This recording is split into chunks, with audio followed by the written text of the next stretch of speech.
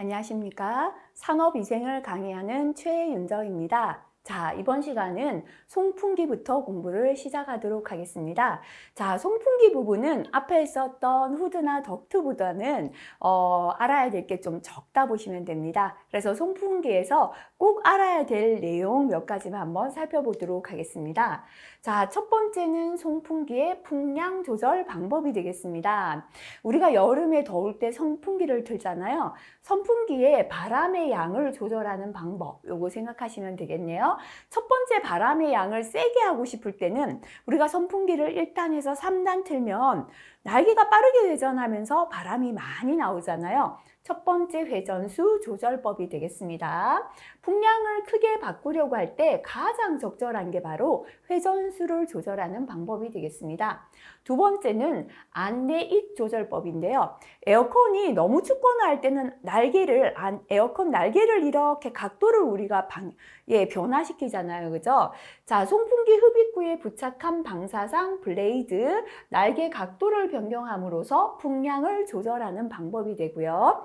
댐퍼 부착법입니다. 입구를 열었다 닫았다 하는 거예요. 자동차에서 에어컨을 더울 때는 입구를 다 열어버리죠. 많이 틀어서 추워지면 입구를 좀 닫잖아요. 이렇게 입구에 댐퍼를 부착해서 열고 닫고 하면서 풍량을 조절하는 겁니다. 배관 내 댐퍼를 설치해서 송풍량을 조절하는 방법인데요. 송풍량 조절이 가장 쉬운 건 열고 닫고 하는 거다. 그죠? 자, 풍량을 크게 바꿀 때는 회전수를 많이 하는 회전수 조절법이 좋습니다. 자, 넘어가서 송풍기의 특성 곡선, 성능 곡선, 시스템 요구 곡선, 동작점이 나오는데요. 용어에 대한 간단한 정의만 설명 잠시 보고 지나가겠습니다. 첫 번째, 특성 곡선입니다. 이름 그대로요. 송풍기의 종류별 특성을 하나의 선도로 나타낸 겁니다. 각각 송풍기 종류마다 특성을 나타낸 게 특성 곡선이다 보시면 되겠습니다. 자, 성능 곡선은 송풍기에 부하되는 송풍기 정압에 따라 송풍기에 지금 가해지는 압력에 따라 송풍량이 변하는 경향이에요. 압력이 낮은데도 송풍량이 많으면 성능이 좋고, 압력이 높아야 송풍량이 많으면 성능이 낮고, 이렇게 정압에 따른 송풍량의 변화를 나타냈습니다. 시스템의 요구 곡선은 반대입니다. 송풍량에 따라 바람이 많을 때 송풍기 정압이 변하는 경향, 송풍량에 따라 시스템이 요구하는 건 정압이 적게 변하는 거겠죠. 이렇게 송풍량에 따라 정압이 변하는 경향을 나타낸 건 시스템 요구 곡선이다라고 보시면 되고요. 동작점입니다. 송풍기 성능 곡선하고 시스템 요구 곡선이 만나는 점이 동작점이 되겠습니다. 자, 그래서 이 동작점은요, 송풍기의 압력 손실에 따라 송풍량이 변하는 경향을 나타냅니다. 자, 그래서 압력 손실이 많으면 송풍량 적어지겠죠? 압력 손실이 적으면 송풍량 많아집니다. 그죠? 그래서 동작점은 결국 압력 손실이 많을 때 송풍량이 변한다. 요거는 동작을 어떻게 한다. 압력 손실에 따른 송풍량 동작을 나타내는 거다. 이렇게 기억하시면 되겠네요. 자, 그래서 그림은 참고로 한번 봐주시고 넘어가시면 되겠습니다. 정압이 변화되는 요인 한번 읽어주시기 바랍니다. 송풍기 설치 위치 이런 거는 참고하시고요. 자, 여기에서 우리 송풍기의 종류 한번 살펴볼게요. 자, 송풍기 종류 및 특성이 있습니다. 그죠? 충류 송풍기가 있고요. 원심력, 프로펠러형, 덕트 연결형 이러한 있는데요. 그 중에서 회전하는 힘이죠. 원심력 송풍기 한번 살펴볼게요. 자, 특히나 필기에서 이 원심력 송풍기의 특징을 묻는 문제들이 잘 출제해야 됩니다. 자, 제가 좀 암기를 하려니까요. 이거 나올 때마다 혼돈돼서 조금 암기법을 실어봤거든요. 그래서 같이 암기하는 방법 한번 체크하고 넘어가겠습니다. 전향 날개형, 요거를 다익형이다 라고도 합니다. 자, 요거는 송풍기의 임펠러가 다람쥐 쳇바퀴 모양으로 생겼습니다. 송풍기의 회전 날개가 회전하는 방향과 동일한 방향에 있어요. 그래서 이렇게 나눠버릴게요. 다람쥐 날개는 다람쥐 쳇바퀴 모양으로 생겼고요. 회전 방향하고 동일한 위치에 날개가 있다. 그죠? 회전 날개가 회전 방향과 동일한 방향이 있습니다. 그래서 다람쥐 날개는 회전 방향과 동일한 이렇게 했고요. 앞쪽에 있다. 이게 전향입니다. 그죠? 많다. 앞쪽에 많지만 많다는 게 많을 다자 다익형. 그래서 다람쥐 날개는 회전 방향과 동일한 앞쪽에 많지만 그죠? 앞쪽은 전향 날개형, 많다는 건 다익형이다 이고요. 하지만 특징은 회전 속도가 낮아요. 상대적으로 낮기 때문에 소음은 작지만 속도가 느리다. 그죠? 속도가 느리고 자, 그 다음에 저가입니다. 값이 싸고요. 큰 압력 손실에서 송풍량이 급격하게 떨어져요. 송풍량이 떨어져 저가이다. 이렇게 특징 기억해 버릴게요. 자, 전체 환기나 공기 조화용으로 사용되고요. 소형이기 때문에 제한된 장소에서 사용이 가능합니다. 보통은 주관이 있고 분지관이 있잖아요. 소형이고 성능이 별로 좋지 않아서 분지관 송풍에 사용되고요. 분진이 많이 함유된 공기 이송 시에는 임펠러 불균형을 초래하여 소음 진동이 생깁니다. 그래서 다람쥐 날개는 회전 방향과 동일한 앞쪽에 많지만 속도가 느리고 송풍량이 떨어져 저가이다. 이렇게 전향 날개형, 앞쪽에 있는 전향 날개형, 많다 할 때 다익형 송풍기는 다람쥐 쳇바퀴 모양으로 생겼고 회전 방향, 날개가 회전 방향과 동일한 방향에 있고 회전 속도가 느리고 자, 송풍량이 급격하게 떨어지는 단점이 있고 저가이다. 이 정도 기억하시면 되겠습니다. 자, 그 다음에 방사 날개형 볼게요. 자, 요거는 평판형, 평면을 우리가 영어로 플레이트라고 하죠. 그래서 플레이트형 송풍기다라고 합니다. 날개가 평판 모양으로 강도 높게 설계되어 있고요. 깃이 분진을 자체 정화할 수 있습니다. 제가 노란색으로 하는 건 지금 다 빨간색 줄 치시면 됩니다. 그죠? 날개가 평판 모양이고요. 깃이 분진을 자체 정화할 수 있습니다. 시멘트나 미분탕, 곡물, 모래 등의 고농도의 분진을 함유한 공기, 부식성이 강한 공기를 이송할 수 있는 장점이 있고요. 습식 집진 장치의 배기에 적합하고 소음은 중간 정도입니다. 자, 이렇게 분진 자체 정화 위에 고농도 분진을 평판에 방사, 그죠? 분진을 자체에서 정화하기 위해서 고농도의 분진을 평판에 방사, 그죠? 방사했다. 이렇게 기억하시면 돼요. 그래서 방사는 방사날개형이고요. 방사날개형은 평판형 또는 플레이트형이라고 합니다. 특징은 깃이 분진을 자체 정화할 수 있고요. 고농도의 분진을 함유한 공기나 부식성이 강한 공기를 이송할 수 있다. 그죠? 이게 특징이 되겠습니다. 자, 그 다음에 후양날개형. 후양날개형을 터보형, 한계 부하형이다 라고 합니다. 팬의 날이 회전 방향에 반대되는 쪽으로 기울어진 형태이고요. 송풍량이 증가해도 동력이 증가하지 않아요. 다시 말하면 힘은 더 이상 안 줘도 송풍량은 계속 나오죠. 압력 변동이 있어도 풍량의 변화가 비교적 적어요. 압력이 높았다 낮아져도 풍량이 크게 변화되지 않고요. 풍압이 바뀌어도 풍량의 변화가 적다. 똑같은 말이다. 그죠? 소음은 비교적 낮지만 구조가 가장 커요. 그죠? 소음은 적어도 크기가 크다는 거죠. 소요 정압이 떨어져도 동력은 크게 상승하지 않으므로 시설 저항, 운전 상태가 변해도 과부하가 걸리지 않고요. 고농도 분진 함유 공기를 이송시킬 경우 깃 뒷면에 분진이 퇴적되어서 효율이 떨어지는 특징을 갖고 있습니다. 자, 그리고 분진 농도가 낮은 공기나 고농도 분진 함유 공기를 이송 시에는 아까 효율이 떨어진다 그랬잖아요. 그래서 집진기 후단의 설치, 먼지를 집진하고 그 뒤에서 요거를 설치해야 된다라는 거고요.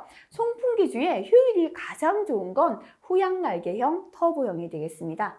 자, 그래서 터보형 또는 한계 부하형 는 날이 반대로 기울어졌다. 그죠? 날이 반대로 기울어진 터보형, 한계 부하형은 터보형의 한계에는 깃 뒤에 분진이 쌓여서 자, 깃 뒤에 분진이 쌓인다 그랬죠? 그래서 집진기 후단에 설치하라. 그죠? 집진 후에 설치하고 동풍의 변화 적고 동풍은 동력과 풍량의 변화가 적어요. 이 동력이나 압력이 변해도 풍량은 거의 일정하게 유지되었고요. 효율이 좋다. 그죠? 그래서 한번 외워볼게요. 날이 반대로 기울어진 터보형의 한계는 기 뒤에 분진이 쌓이기 때문에 집진 후에 설치해야 되고 동풍의 변화 적고 효율 좋다. 이렇게 특징 한번 암기법을 한번 정리를 해봤습니다. 나머지 충류식이나 특수송풍기는 자주 나오진 않으니까요. 스스로 한번 읽고 정리해 주시기 바라겠습니다. 자, 송풍기 전압 및 정압인데요. 필기에서 그다지 많이 나오진 않는데 실기까지 기억하면 좋습니다 해서 별표 2개 붙였습니다. 송풍기의 전체 압력, 송풍기는 팬이잖아요. 팬의 TP, 전체 압력이다. FTP입니다. 그죠? 자, 요거는 배출구의 전압과 흡입구 전압의 차다라고 해놨습니다. 다시 말하면 전체 팬의 전체 압력 FTP는 TP out 하고요. 배출구의 전체 압력하고 TP in, 흡입 쪽의 전체 압력의 차입니다. 그죠? 자, TP라는 건 토탈 압력은 정압하고 동압을 더한 것이잖아요. 그래서 TP out은 SP out, 출구 쪽의 정압 플러스 VP out, 출구 쪽에 동압, 속도압을 더한 것이고요. 마이너스 TP in은 SP in, 입구 쪽에 정압 플러스 VP in, 입구 쪽에 속도압을 더한 것이다. 그죠? 그래서 요 뒤에 거는 당연하게 우리 앞에서 했고요. 결국 요거 기억하시면 되겠죠? 조금 지워볼게요. 자, FTP는 송풍기의 전체 전압은 TP out 마이너스 TP in이다. 요식 기억하시면 되겠습니다. 자, 그 다음에 송풍기의 정압이 되겠습니다. 그죠? 팬의 정압, 그래서 FSP가 되겠습니다. 송풍기의 전압하고요. FTP하고 속도압의 차가 송풍기 정압이 되겠습니다. 그래서 FSP는 FTP-VP out이다. 그죠? 자, 그러면 결국 FTP가 이거였거든요. 이겁니다. 여기다 VP out을 빼주는 거예요. 자, 빼주면 요거 그대로 적으시고요. VP out 마이너스 VP out이니까 이게 없어지니까 요게 남았다라는 겁니다. 그래서 결국은 요거 암기하시면 됩니다. 자, 송풍기의 정압 FSP는 SP out 마이너스 TP in입니다. 그죠?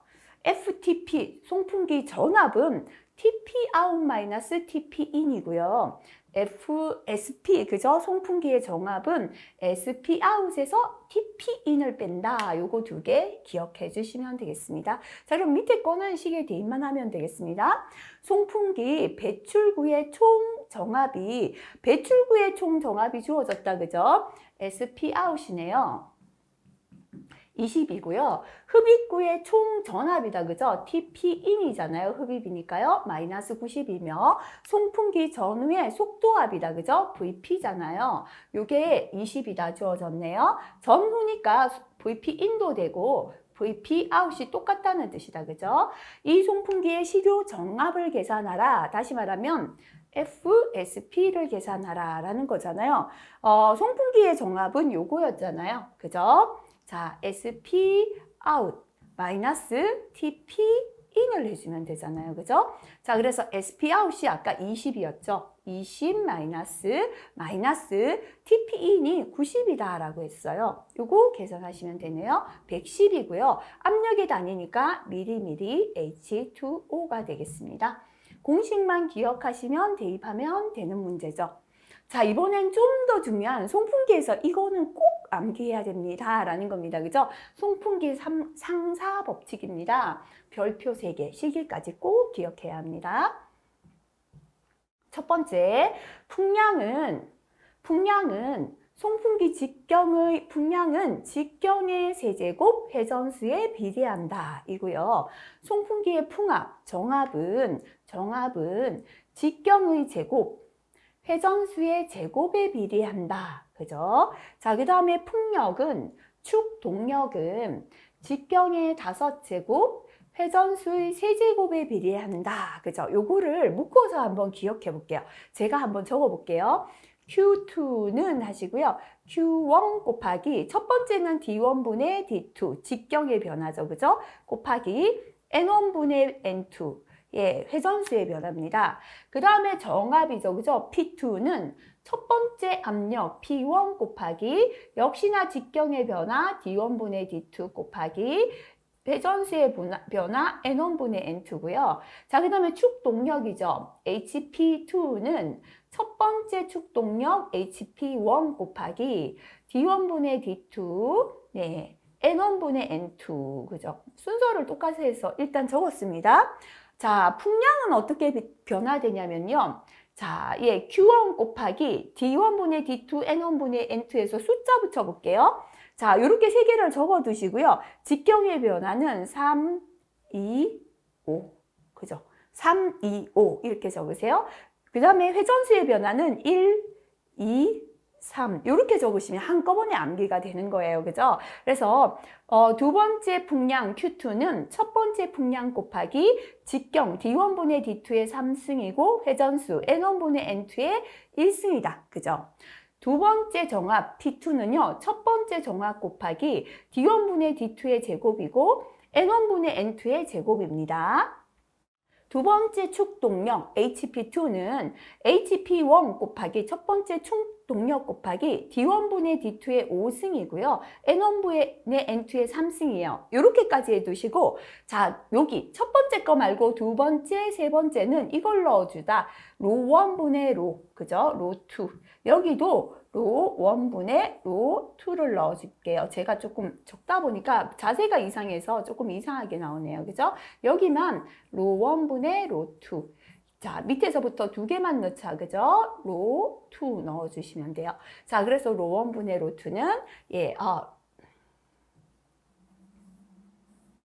두 개만 들어가고요. Q2에는 로1분의 로2가 들어가지 않습니다. 그죠? 그래서 로1분의 로2는 효율의 변화가 되겠습니다. 첫 번째 효율, 나중 효율이 되겠습니다. 그래서 기억하실 때, 자, 첫 번째 값 곱하기 D1분의 D2 곱하기 N1분의 N2 하시고요. 3, 2, 5, 1, 2, 3 이렇게 붙이시고요. 밑에 두 개는 로1분의 로2 넣어주자 하면 세 가지식이 암기가 되겠습니다. 그래서 지금 암기해야 되는 건 요거죠. 그죠? 자, 요식하고요.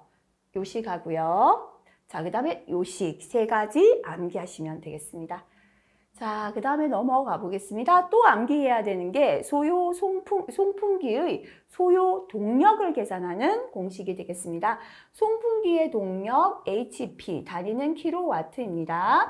6120 곱하기 효율입니다. 분의 Q죠. 송풍량인데요. 송풍량의 단위는 미터의 3승 per minute가 되고요. 곱하기 P죠. 압력입니다. 그죠? 풍압 미리미리 H2O가 되겠습니다. K는 안전 여유가 되고요. 예, 밑에 거는 효율이다. 그랬죠. 그죠? 요식 암기하시면 되겠습니다. 자, 그러면 예제 81번을 한번 풀어보겠습니다. 송풍기에 송풍량이 주어졌는데요. Q인데요. 지금 이 미터의 3승 per 세크다 했다. 그죠? 전압입니다. 그죠? P죠. 그죠? 100 미리미리 H2O다. 요거는 단위가 괜찮네요. 그죠? 자, 송풍기의 소요 동력을 계산하라 했는데요. 효율이 75%다 했습니다. 식을 암기하기 위하여 동력식 적어보겠습니다. 자, HP는 6120, 6120 곱하기 효율 분의 자, Q 곱하기 P 곱하기 K다라고 했습니다. 그죠? 6120 곱하기 효율이 지금 75%니까요. 0.75분의 하시고요. Q인데요. 아까 Q의 단위는 이 미터의 3승 per 미니트다 했거든요. 그럼 요거 고쳐볼게요. 2미터의 3승 per 1초는 몇 분입니까? 60분의 1 미니트 되잖아요. 그죠? 이렇게 해서 계산하시면 요게 되죠. 그래서 요 값을 넣겠습니다. 2 곱하기 60 된다. 그죠? 곱하기 지금 압력 얼마입니까? 100 mmHg H2O니까 그대로 넣고요. 자, 그 다음에 안전계수 얼마다? 네, 지금 안전계수는 주어지지 않았으면 대입 안 하시면 됩니다. 그죠? 요거를 계산하시면 2.61이고요. 단위는 킬로와트가 되겠습니다. 자, 나머지는 이제 다 풀어보시면 됩니다. 그죠? 네, 두 번째 문제 한번 풀어볼까요? 네, 같이 풀어볼게요. 요거는 그대로 푸시면 되네요. 여유율 주어졌고요. 자, 그 다음에 네, 이것도 그대로 공식에 대입하면 되는 문제네요. 그죠? 자, 네, 이것도 마찬가지네요.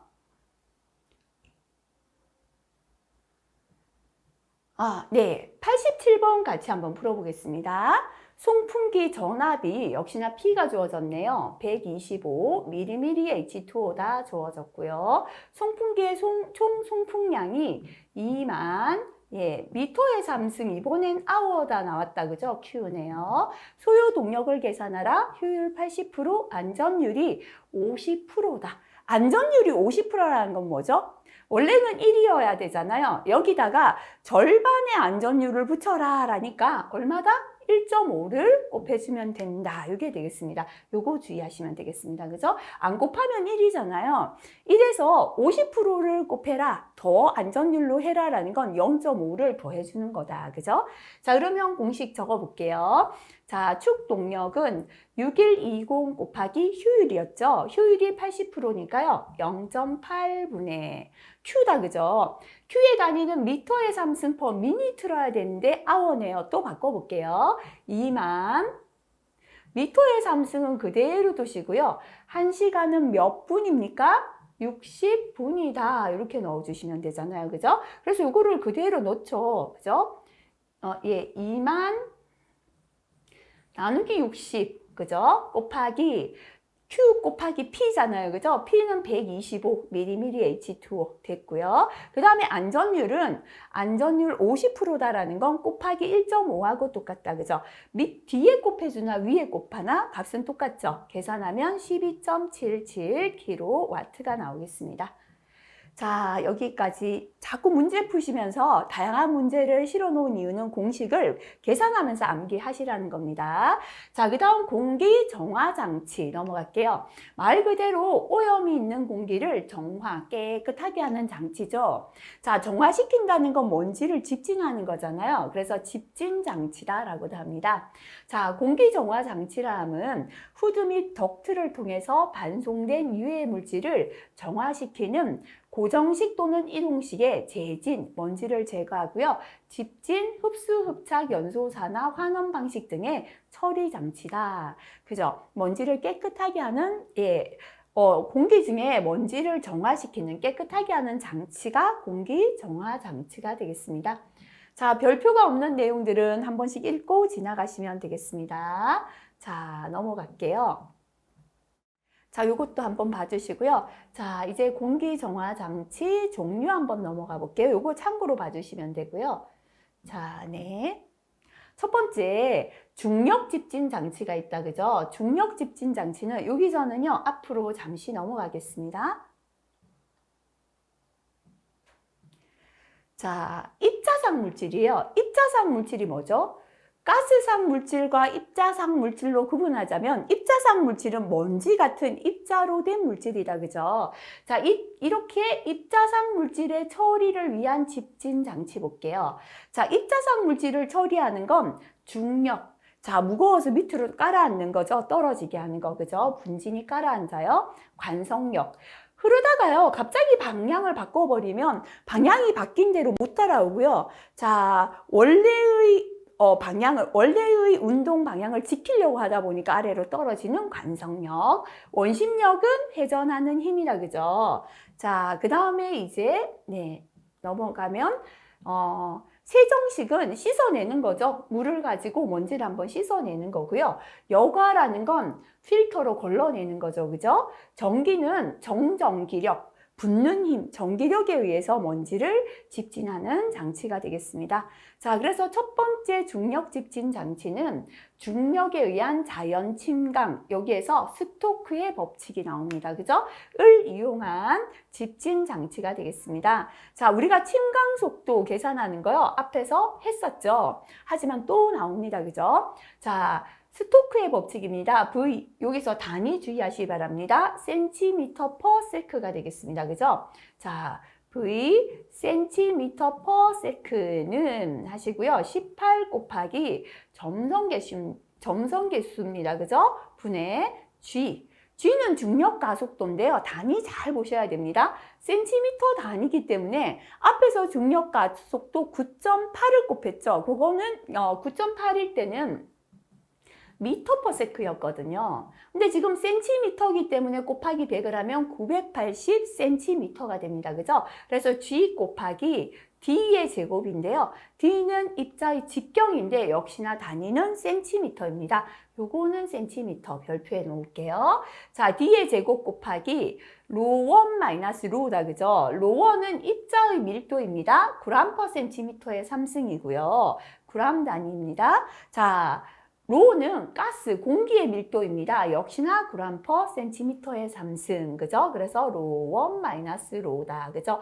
입자의 밀도 마이너스 공기의 밀도다. 이렇게 기억하시면 되고요. 자, 센티미터 퍼 세크 단위였다. 기억하시면 됩니다. 요거는 침강 속도인데요. 스토크의 법칙이고요. 두 번째는 리프만에 의한 침강 속도 공식이 있죠. 그죠? V인데요. 이것도 단위는 센티미터 퍼 세크가 됩니다. 는 0.003 로 D의 제곱이 됩니다. 자, 여기에서는 로는 입자의 밀도인데요. 그램 퍼 센티미터 3승. 아까랑 동일하죠. 근데 요거 주의하셔야 돼요. D는 입자의 직경인데요. 마이크로미터 단위가 되어야 합니다. 자, 위에서 볼게요. 다 지우고요. 자, 스토크 법칙에서 스토크의 침강 속도에서 입자의 직경은 센티미터였거든요. 하지만 리프만식에 의한 V는 0.003 로 D의 제곱할 때 여기에서 입자의 직경은 마이크로미터다. 그죠? 이것도 억지로 암기하지 마시고요. 자꾸 문제를 통해서 풀다가 보면 이거 아마 단위 암기되실 것 같습니다. 자, 예제 87번 하나 풀어보겠습니다. 80 마이크로미터인 분진 입자를 중력 침강실에서 처리하려고 합니다. 입자의 밀도가 2g per cm의 3승, 가스의 밀도는 1.2 kg per m의 3승, 가스의 점성 개수는 2.0 곱하기 10의 마이너스 3승 g per cm 세크일 때 침강 속도를 계산하는데요. 스토크의 식을 적용하시오 라고 했습니다. 그죠? 자, 그렇다면 우리가 스토크의 침강 속도의 식 생각해야 되겠죠. 그죠? V는 하시고요. 자, 첫 번째 뭐였습니까? 자, 우리가 아까 보면 스토크식하고요. 리프만식이 0.003 로디의 제곱이었고 스토크식은 18뮤 GD의 제곱 로1 마이너스 로였는데 요때의 직경은 센티미터, 리프만식에서 입자 직경은 마이크로미터다 라고 했던 거죠. 그죠? 자, 그래서 현재 18 곱하기 뮤다. 그죠? 뮤는 점성 개수가 됩니다. 센티미터고, 그램이고, 센티미터고, 세크고, 그죠? 그래서 단위 확인해 주시고요. 2.0 곱하기 10의 마이너스 3승이고요. 자, 되었죠? 그죠? 일단은 단위를 적어 놓은 건 단위를 환산할 때 확인하십시오 라는 뜻에서 적어 놨습니다. 그죠? 자, 그 다음에 GD의 제곱에서 G인데요. 중력 가속도는 지금 적어주지 않았다면 9.8 미터 퍼 세크를 센티미터로 바꿔야 되니까요. 980이 되겠죠. 그죠? 세크의 제곱. 980 센티미터 퍼 세크의 제곱이 되고요. D의 제곱이죠. 그죠? D입니다. 지금 현재 직경이 80 마이크로미터다 했는데요. 제가 돌아가서 다시 단위를 보여드린 이유는 자, 이렇게 스토크의 식에서 직경의 단위는 센티미터가 되어야 됩니다. 그죠? 그러면 80 마이크로미터를 센티미터로 고쳐줘야 됩니다. 자, 요거 볼게요. 마이크로미터라는 건 이제 자꾸 나오니까 앞에서도 한번 나왔죠. 그죠? 10의 마이너스 6승 미터입니다. 센티미터라는 건 10의 마이너스 2승 미터를 뜻해요. 자, 그러면 마이크로미터는 몇 센티미터가 됩니까? 마이크로미터는, 그죠? 하나는 마이너스 6승, 하나는 마이너스 2승이니까요. 마이크로미터는 10의 마이너스 4승 센티미터하고 똑같다. 그죠? 그래서 자, 80이고요. 80 그대로 넣으면 안 되고 곱하기 10의 마이너스 4승에 D의 제곱이니까요. 제곱했죠. 그죠? 곱하기 로1 마이너스 로였습니다. 그죠? 자, 로원은 뭐냐면요. 현재 입자의 밀도는 2죠. 가스의 밀도는 1점입니다. 그죠? 자, 근데 지금 보니까요. 또 단위가 다르잖아요. 그죠? 자, 밀도의 단위는 g/cm 상승돼야 되니까요. 2는 됐습니다. 근데 그 뒤에 있는 가스의 밀도 1.2를 kg/m 상승을 g/m 상승으로, cm 상승으로 바꿔줘야죠. 요것도 한번 바꿔볼게요. 자, 현재 1.2 kg/m의 상승입니다. 그죠? 1.2kg은 몇 g입니까? 곱하기 1000 해야죠. 1200g이 됩니다. 그죠? 1m는요, 몇 cm죠? 100cm잖아요. 뒤에 상승을 붙여야 됩니다. 그죠? 이렇게 계산하시면 요 값은 계산했습니다. 그죠? 0.0012 이제 단위가 g/cm 상승으로 바뀌었죠. 마이너스 0.0012죠. 그죠? 자, 이렇게 계산하시면 됩니다. 그래서 계산이 어려운 게 아니라 뭐를 잘 봐야 된다? 단위입니다. 그죠? 센티미터로 바꿔야 되고, 역시나, 네, 여기서도요, kg/m 상승을 g/cm의 상승으로 바꿔줘야 된다. 이것만 잘 기억하시면 되겠습니다. 자, 그 다음에 지우고, 네, 예제 88번 한번 가보겠습니다. 직경이 5마이크로미터이고 밀도가 2g/cm 상승인 입자의 종단 속도는 약 얼마인가 라고 했습니다. 그죠? 자, 우리가 리프만식이 간단하잖아요. 그죠? 0.003 뒤에 제곱인데요. 주의해야 될 게 요거 단위는 cm/s입니다. 직경의 단위 뭐였죠? 리프만식에서 직경은 마이크로미터 단위다. 요거 주의해야죠. 그죠? 0.003 곱하기 밀도는 지금 g/cm 상승이니까요. 2를 그대로 쓰면 되겠습니다. 직경도 마이크로미터다. 그죠? 요거는 그대로 5의 제곱 이렇게 계산하시면 0.15cm/s가 되겠습니다. 두 개요. 풀이하시면서 단위 잘 확인해 주시기 바라고요. 조금 응용된 문제, 제가 별표를 해드리는 건 처음에 풀지 마시고 공식이 어느 정도 익숙해지시면 응용 문제입니다 라고 해서 마지막에 푸시라고 체크를 해드립니다. 자, 문제를 한번 읽어볼게요. 높이가 3.3m인 곳에서 비중이 2.0, 입경이 10마이크로미터인 분진 입자가 발생했습니다.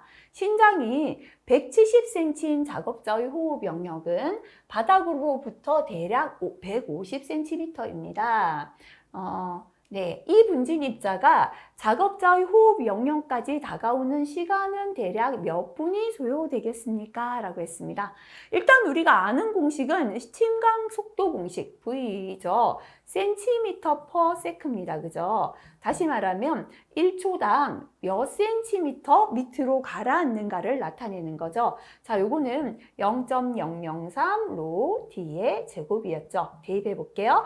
0.003 곱하기 현재 비중이 2.0이다 했으니까요. 2.0 곱하기 직경은 마이크로미터 그대로 대입해야죠. 그죠? 10의 제곱 계산하면 0.6cm/s가 됩니다. 이 0.6cm/s라는 건요. 몇 초에? 1초에 지금 몇 cm 침강한다? 0.6cm가 깔아앉고 있다라는 걸 뜻합니다. 그죠? 자, 근데 지금 문제를 읽어보면요. 높이가 3.3m인 곳에서 시작해서 분진 입자가 작업자의 호흡 영역까지 다가오는 시간이에요. 작업자의 호흡 영역은 바닥에서부터 150cm입니다. 다시 말하면 150cm는 몇 미터예요? 1.5m잖아요. 내려오는 침강하는 높이가 얼마냐면요. 자, 높이가 지금 3.3m에서 1.5m까지 먼지가 침강해야 호흡기로 들어갈 거 아니에요. 그죠? 그래서 침강하는 높이를 계산하면 이게 1.8m예요. 센티미터로 바꾸면 100을 곱해주면 180cm 침강해야 된다 하잖아요. 그럼 시간을 비례식 세워볼게요. 1초에 0.6cm 깔아앉아요. 1대 0.6cm입니다. 그죠? 요 혼돈되면 시간까지 적어줄게요. 1초에 0.6cm 깔아앉거든요. 는 자, 몇 초가 걸리는지 모르겠다. 그죠? X초입니다. 지금 깔아앉아야 되는 침강 높이는 180cm다. 이렇게 비례식을 세우면 되죠. 비례식은 양 끝에 거끼리 곱한 건 안에 거의 곱하고 똑같습니다. 자, 그래서 1초 곱하기 180 했는 건 안에 거 0.6 곱하기 X하고 똑같다. 그죠? X는 하면 곱해졌는 게 넘어가면 밑으로 내려가서 나눠줘야 합니다. 자, 0.6분의 1 곱하기 180 요거를 계산하시면 몇 초다 이렇게 나오겠죠. 그죠? 자, 그래서 계산을 하니까요. 자, 초가 나왔네요. 그죠? 이 초를 또 뭘로 바꿔줘야 되겠습니까? 분으로 나눠주면 되겠죠. 몇 초라고 나오면 나누기 60 하면 몇 분 이렇게 되겠죠. 그죠? 그렇게 해서 답을 찾아보시면 되겠습니다. 자, 91번도 응용된 문제입니다. 마지막에 풀어보시기 바랍니다. 자, 작업장에 직경이 5마이크로미터입니다. 비중이 3.5인 입자와 직경이 입자가 한 개가 있고요. A라는 입자가 있고요. B라는 입자는 직경이 6마이크로미터이면서 비중이 2.2인 입자가 있습니다. 작업자 높이가 6m일 때 모든 입자가 가라앉는 최소 시간은 얼마입니까? 라고 했습니다. 그럼 첫 번째 A 입자가 가라앉는 시간 한번 계산해 볼게요. 자, 가라앉는 시간 바로 침강 속도를 계산해야 되잖아요. 그죠? 자, 첫 번째 A의 침강 속도 V cm/s다. 그죠? 뭐였습니까? 0.003 곱하기 로 D의 제곱이죠. 로는 비중이잖아요.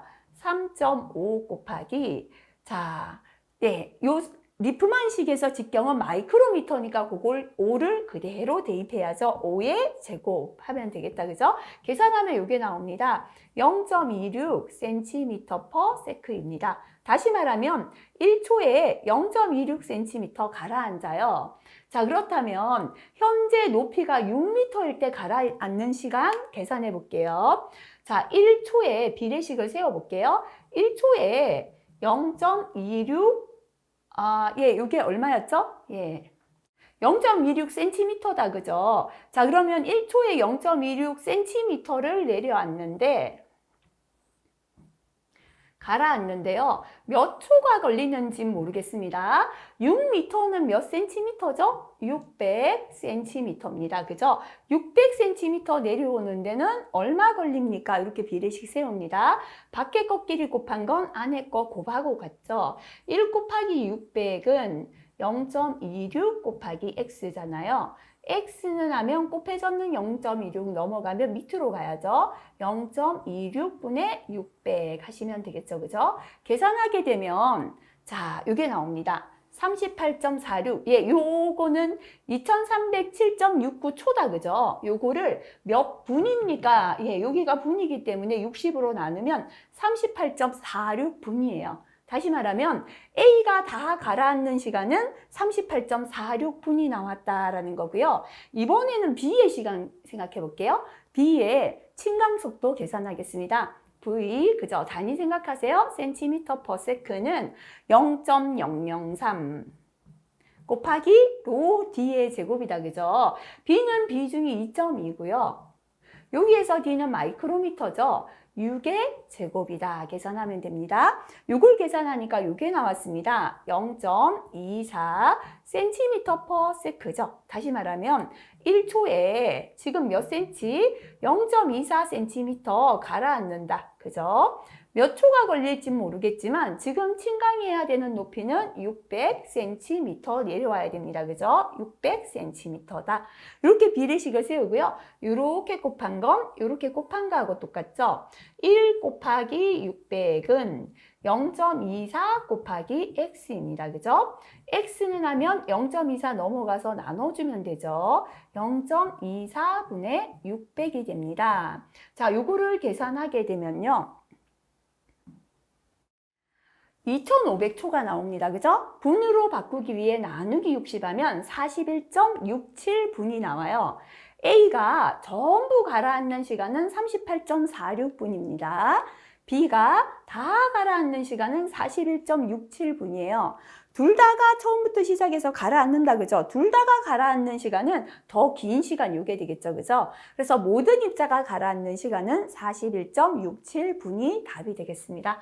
자, 어려운 건 아닌데요. 천천히 문제가 묻는 거 보고 계산하시면 되겠다, 그죠?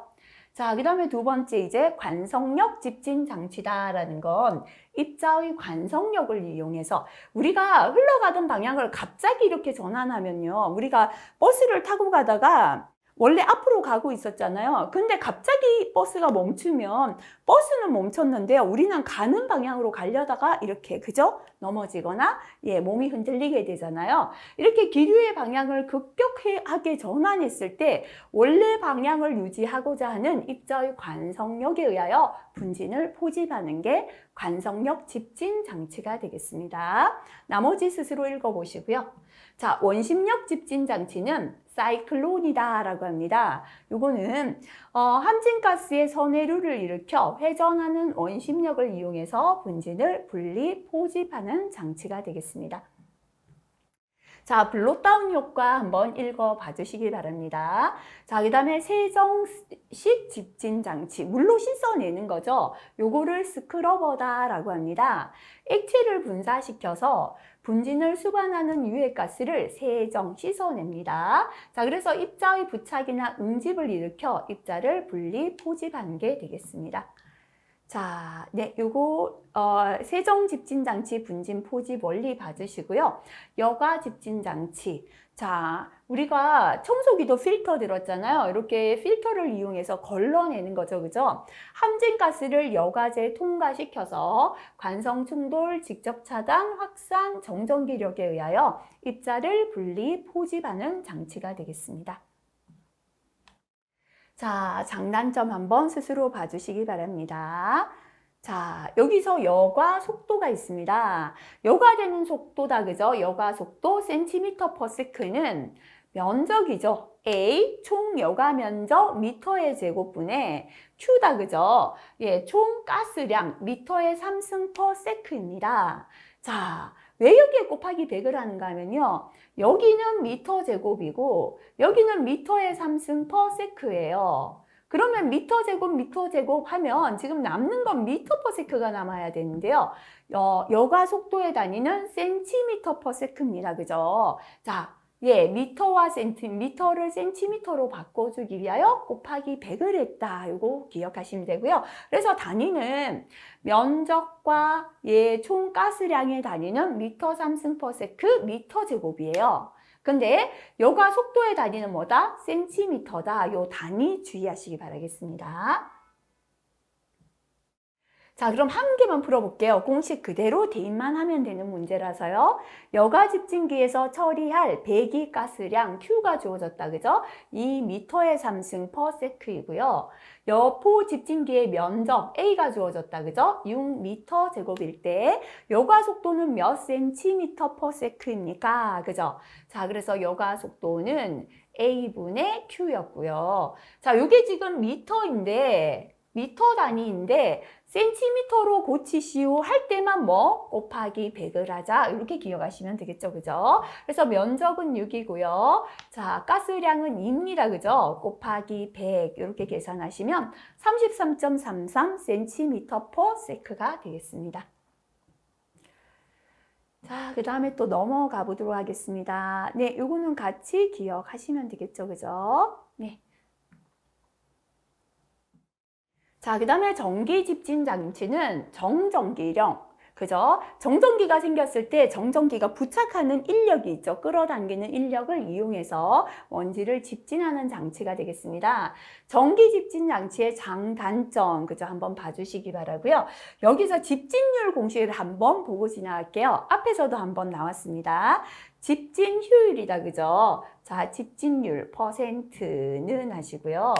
자, 1 마이너스 요거 기억하지 마시고 요거 기억하시면 되겠습니다. 1 마이너스 CI분의 CO 곱하기 100이다. 그죠? CI는 뭐냐면요. 집진장치 입구의 분진 농도가 되고요. CO는 집진장치 출구의 분진 농도가 되겠습니다. 자, 요거는 자주 나오진 않아요. 그 다음에 집진장치가 직렬 조합되었을 때의 총 집진율 볼게요. 총 집진율은 첫 번째 집진장치의 집진율 더하기 두 번째 집진장치의 집진율 곱하기 하시고요. 1 마이너스 첫 번째의 효율이었다. 그죠? 첫 번째 플러스 두 번째 곱하기 1 마이너스 첫 번째 효율 이렇게 계산하시면 되겠습니다. 자, 그 다음에 이번에는요. 동일한 효율, 똑같은 효율의 집진장치를 직렬로 여러 개 설치했을 때의 총 집진율입니다. 총 집진율은 동일한 효율이기 때문에 1 마이너스 효율 하면 됩니다. 그죠? 자, 이게 N개입니다. 몇 개인지에 따라서 요거 빠졌네요. 그죠? 자, 그죠? 그래서 요거는 N입니다. N. 요 위에, 네, 요게 지금, 네, 1 마이너스 효율의 N. 그죠? 자, 요게 효율을 동일한 게 몇 개가 설치되었나? 요걸 나타냅니다. 자, 그러면 예제 94번 한번 풀어볼게요. 인핀저로 작업장 내 가스를 포집하는 경우에 첫 번째 인핀저 포집 효율이 90%입니다. 두 번째 인핀저의 포집 효율은 50%였습니다. 두 개를 직렬로 연결했을 때 전체의 포집 효율을 물었다. 그죠? 총 포집 효율은 뭐였습니까? 첫 번째 플러스 두 번째 하시고요. 곱하기 1 마이너스 첫 번째다. 요거였죠. 그죠? 그래서 첫 번째 효율이 90%니까요. 0.9 플러스 하시고요. 두 번째 50%죠. 0.5 곱하기 1 마이너스 0.9 요거 계산하시면 되겠습니다. 효율 퍼센트로 나타내면 95%가 되겠습니다. 자, 그 다음에 두 번째 거 풀어볼게요. 각각의 포집 효율이 지금 포집 효율이 동일하다. 그죠? 80%인 인핀저 두 개를 직렬로 연결하여 시료를 채취할 때 최종 얻어지는 포집 효율은 했습니다. 그죠? 전체의 효율은 1 마이너스 포집 효율이죠. 80%니까요. 0.8이죠. 이게 몇 개 연결되었다? 두 개다. 이렇게 식을 세워서 계산하시면 되겠습니다. 그죠? 계산하면 96%가 나오겠습니다.